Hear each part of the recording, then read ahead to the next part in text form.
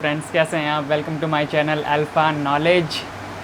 दोस्तों, आज हम डिस्कस करेंगे कि हम लोग एक अपने गाड़ी के लिए हम लोग लोन कैसे ले सकते हैं दोस्तों, और कहाँ कहाँ से ले सकते हैं दोस्तों। अगर मैं बात करूं, या तो आप बाइक ले लीजिए, कार ले लीजिए, या ट्रक ले लीजिए, बस ले लीजिए। दोस्तों क्या होता है कि अब किसी के पास दोस्तों सारा पैसा नहीं होता कि वो एकदम से नकद दे देगा, ठीक है। तो उसमें क्या होता है दोस्तों कि एक जो गाड़ी का जो ओनर होता है वो क्या पहले लोन के लिए सोचता है कि मैं कुछ परसेंट तो मैं नकद दे दूं, और कुछ परसेंट मैं कैश में दे दूं, और कुछ परसेंट मैं बैंक से लोन करवा लूँ। दोस्तों, आज का वीडियो मेरा इसी चीज़ पे है कि हम लोग लोन कहाँ कहाँ से ले सकते हैं दोस्तों। अगर मैं बात करूँ दोस्तों 10 चक्का गाड़ी की, या ट्रक की, या बस की, तो हर कंडीशन में दोस्तों, हर किसी भी व्हीकल में सेल हो या परचेज़ हो, उसमें अगर आप परचेज़ कर रहे हैं तो लोन की रिक्वायरमेंट 100 में से दोस्तों 90% लोगों को होती है। तो दोस्तों, आज का वीडियो इसी चीज़ पर है कि हम लोग लोन कहाँ कहाँ से ले सकते हैं, और क्या सेफ़ जगह है दोस्तों लोन लेने के लिए, ठीक है दोस्तों। और हाँ दोस्तों, अगर आप मेरे चैनल पर नए हैं दोस्तों, please subscribe my channel, like, share and comment, ताकि इसी तरह की वीडियोस की नोटिफिकेशन सबसे पहले आपके पास आए। और हाँ दोस्तों, घंटी दबाना ना भूलें, ताकि आपके पास सबसे पहले वीडियो मेरी पहुँच सके। दोस्तों, जैसे कि आप जानते हैं कि अब जो एक व्हीकल का जो लोन होता है दोस्तों, या गाड़ी ले लीजिए आप, ठीक है, तो उसके लिए आप कहाँ कहाँ पर जा सकते हैं। अगर आप जैसे किसी भी शोरूम में जाते हैं कोई भी गाड़ी लेने के लिए, तो वहाँ पर क्या होता है दोस्तों, जो सेल्समैन होते हैं वो सबसे पहले आपके पास आएंगे, आपकी रिक्वायरमेंट पूछेंगे। उनका एक क्वेश्चन दोस्तों कॉमन होगा कि आप अपने व्हीकल को कैसे लेना चाहेंगे दोस्तों। परचेज़ करना चाहेंगे, कैश में लेना चाहेंगे, या फिर लोन पे, या फिर कैसे लेना चाहेंगे। तो अब कई लोगों के पास तो दोस्तों पैसा होता है, कई लोगों के पास नहीं होता है। तो जिसके पास नहीं है दोस्तों, वहाँ पर क्या होती है दोस्तों, लोन की रिक्वायरमेंट होती है, ठीक है दोस्तों। अब इसमें क्या होता है दोस्तों, जो सेल्समैन होता है ना, वो किसी कंपनी से एसोसिएट होता है। तो जो कंपनी होती है वो कई फाइनेंस कंपनी से एसोसिएट होती है, कई बैंक से वो एसोसिएट होती है कि हाँ जी सर, मैं आपका लोन यहाँ से करवा सकते हैं सर, इतना परसेंटेज होता है सर, इतना ये होता है, इतना वो होता है, ठीक है सर। अगर आप 10 चक्के ट्रक लेने जा रहे हैं या 12 चक्का ट्रक लेने जा रहे हैं, तब भी दोस्तों लोन की रिक्वायरमेंट होती है, क्योंकि ये दोस्तों क्या है, बड़ी गाड़ियाँ हैं, इनमें क्या है दोस्तों कि नगद पैसा इतना नहीं होता कई ओनर्स के पास। तो इसलिए मैं आपसे रिकमेंड यही करूँगा दोस्तों कि अगर आप लोन लेने जा रहे हैं तो उससे पहले आपको किन किन चीज़ों का ध्यान रखना चाहिए। सबसे पहले तो दोस्तों ये कि आप अपना सिबिल स्कोर को ढंग से मेंटेन कर लीजिए, क्योंकि यही चीज़ आपकी वेरीफाई होती है, यही चीज़ आपकी हेल्प करती है आपको लोन लेने के अंदर, ठीक है दोस्तों। आपका अगर एक बात का हमेशा याद रखना दोस्तों, अगर आपका कहीं और से लोन चल रहा है या ख़त्म हो चुका है, तो मेक श्योर दोस्तों जो उसका रिकॉर्ड है वो सही होना चाहिए, ठीक है दोस्तों। क्योंकि इस चीज़ का भी मैटर करता है, क्योंकि कंपनी क्या करती है दोस्तों, ये फीडबैक लेती है कि आपने जहाँ से लोन लिया था पहले, वहाँ का जो आपका जो ड्यू था, ईएमआई वगैरह जो भी था, वो आपने टाइम पे फिल किया नहीं किया, लेट हुआ तो कितने दिन हुआ लेट। तो उस चीज़ को दोस्तों वो सब कुछ मैनेज करके रखते हैं, और वो उसी चीज़ पे फीडबैक लेते हैं दोस्तों। आपका सिबिल स्कोर वो लोग चेक करेंगे कि आपको कैसे करते हैं। तो दोस्तों बेसिकली 2 तरह से हम लोग लोन ले सकते हैं, या तो किसी फाइनेंस कंपनी से आप ले लो, जैसे चोलामंडलम हो गया दोस्तों, आप यहाँ से आप लोन ले सकते हैं। ये क्या, ये एक फाइनेंस कंपनी है दोस्तों, ठीक है। अगर मैं बात करूँ बैंक से, आपको आजकल हर बैंक आपको लोन दे देगा, चाहे आप एसबीआई ले लो या एचडीएफसी ले लो, आईडीबीआई बैंक ले लो। ये क्या है, ये भी आपको लोन दे सकते हैं दोस्तों, फाइनेंस कंपनी भी आपको लोन दे सकती है। तो दोस्तों आप कहाँ से लें, अब सबसे बड़ा कन्फ्यूज़न तो दोस्तों यही रहता है कि अब हम लोन ले कहाँ से। तो इसके लिए क्या है दोस्तों, मैं हमेशा आपको यही रिकमेंड करूँगा कि बैंक से ही आप लोन लीजिए, अगर आप स्टार्टिंग में हो तो।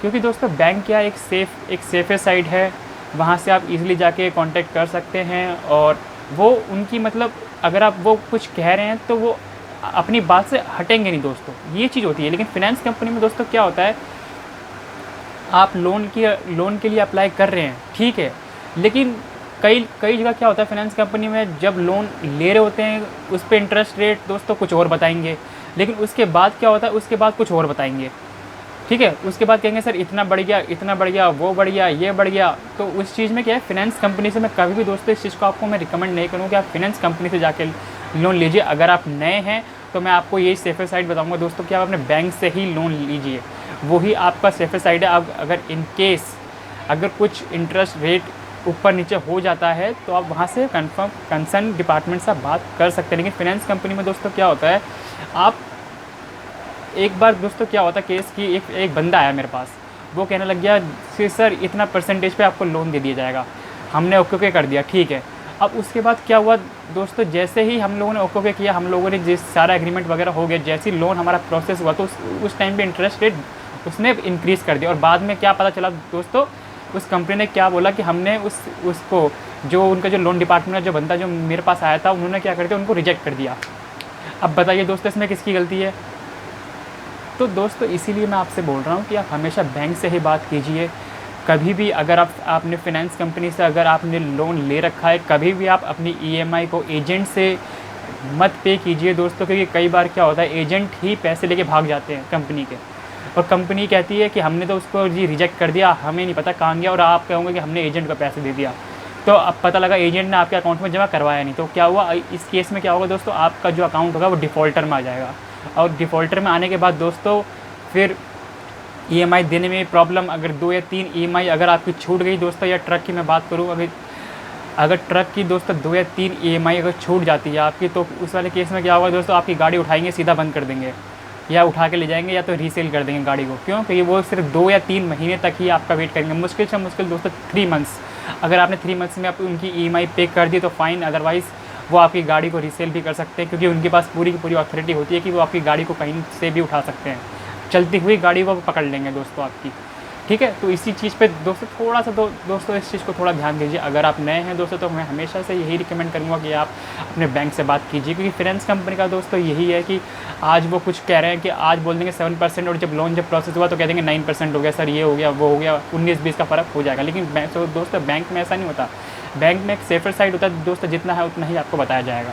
ठीक है दोस्तों, क्योंकि दोस्तों इसमें क्या हमारा भी दोस्तों लोन चल रहा है, ठीक है, तो हमारा भी बैंक से चल रहा है। लेकिन दोस्तों इसमें क्या है कि अगर आपका ये है कि अगर आपका फाइनेंस कंपनी से पहले लोन हो चुका है, या आप दूसरी बार लोन ले रहे हैं, ठीक है दोस्तों, तो मैं इस चीज़ में दोस्तों आपको ये ज़रूर रिकमेंड कर दूँगा कि हाँ आप उसी कंपनी से ले लीजिए। क्योंकि उस वाले केस में दोस्तों क्या होता है कि अगर आप लोन ले रहे हैं तो आपको क्या है, अगर आप एग्जिस्टिंग कस्टमर हैं उसी फाइनेंस कंपनी के, तो आपको क्या रेट ऑफ इंटरेस्ट थोड़ा सा दोस्तों लो मिल जाएगा।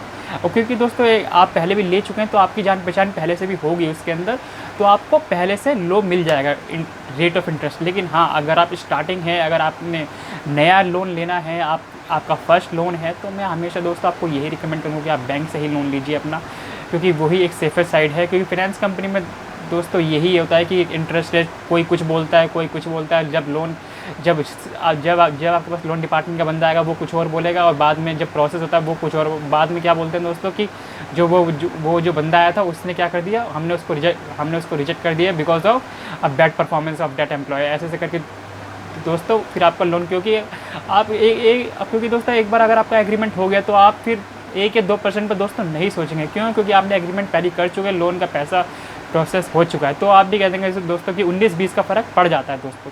मैं ये नहीं बोलूँगा दोस्तों फाइनेंस कंपनी ख़राब है, लेकिन तब भी मैं यही आपको रिकमेंड करूँगा कि अगर आप नए हैं तो आप बैंक से ही प्रोसेस करवाइए अपना लोन, वही आपका सीधे सेफर साइड है। फाइनेंस कंपनी में दोस्तों 19-20 का फ़र्क पड़ जाता है, लेकिन तब भी अगर मैं ये कहूँगा अगर आप एग्जिस्टिंग कस्टमर हैं फाइनेंस कंपनी के, तो आप वहीं से लोन ले लीजिए, क्योंकि आपको फिर रेट ऑफ इंटरेस्ट थोड़ा सा लो मिलेगा। क्यों? क्योंकि आप पहले भी उस कंपनी से लोन ले चुके हैं, और कोई भी कंपनी अपना कस्टमर खोना नहीं चाहेगी दोस्तों। तो यहाँ से दोस्तों आप लोग लोन ले सकते हैं। अगर मैं फाइनेंस कंपनी की बात करूँ, जैसे HDB हो गया, चोलामंडलम हो गया, तो ये बहुत सारी फाइनेंस कंपनीज़ हैं जो आपको लोन प्रोवाइड कर सकती हैं, व्हीकल लोन। जो अगर आप क्या ट्रक लेने की बात है, या ट्रकों के लिए लोन चाहिए, बस के लिए, तो ये यहाँ से आप लोन ले सकते हैं। लेकिन अगर आप मेरी बात करूँ स्टार्टिंग की दोस्तों, तो आप स्टार्टिंग में आप वहीं से लीजिए, अपने बैंक से बात कीजिए, वही आपको सेफर साइड आपको बताएंगे। क्योंकि फाइनेंस कंपनी और इसमें दोस्तों 19-20 का फ़र्क पड़ जाता है। लेकिन और हाँ दोस्तों, अगर आप फाइनेंस कंपनी से लोन ले रहे हैं तो अपनी कभी भी EMI अपनी एजेंट को पे मत कीजिएगा क्योंकि कई बार क्या होता है, कई बार ओनर क्या होता है कि एजेंट को दे देते हैं पैसे, और वो फिर एजेंट क्या करता है दोस्तों, जमा कराता है कहाँ पर, उसके कस्टमर के अकाउंट में। तो दोस्तों ऐसी गलती मत करना। कई केस हो चुके हैं दोस्तों ऐसे, जिसमें क्या एजेंट क्या है पैसे लेके ही फ़रार हो गया, और उसके बाद कंपनी आपसे बोल रही है कि EMI भरो, और आप कह रहे हो कि हमने तो भर दिया। तो इससे क्या होता है, जो कस्टमर का जो अकाउंट होता है वो डिफ़ॉल्टर में आ जाता है, और वो लोग कहते हैं कि जो हमने एजेंट भेजा था वो तो सर हमने पहले निकाल दिया, और पता लग रहा है वो एजेंट ने सारा पैसा खा लिया आपका। तो इस चीज़ पे दोस्तों थोड़ा सा आप ध्यान दीजिए, ये आपके लिए ही बेनिफिट रहेगा। अगर आप फाइनेंस कंपनी से लोन ले रहे हैं तो एजेंट से अपनी ईएमआई पे मत करवाइएगा, अपनी बैंक से ईएमआई निकलवाइए या फिर अपने हाथ से या फिर कोई डिजिटल मेथड यूज़ कीजिए अपनी ईएमआई को पे करने के लिए, लेकिन कभी भी एजेंट के हाथ में अपना पैसा मत दीजिएगा दोस्तों। तो दोस्तों उम्मीद है कि आपको ये मेरा वीडियो पसंद आया होगा दोस्तों। पसंद आने पर दोस्तों like share and subscribe my channel. अगर आप कोई भी क्वेरी है दोस्तों लोन से रिलेटेड, प्लीज़ मेरे कमेंट सेक्शन में आपको बताइए, मैं जितनी जल्दी हो सके आपके क्वेरी का आंसर देने की कोशिश करूँगा दोस्तों। थैंक यू दोस्तों, जय हिंद, वंदे मातरम।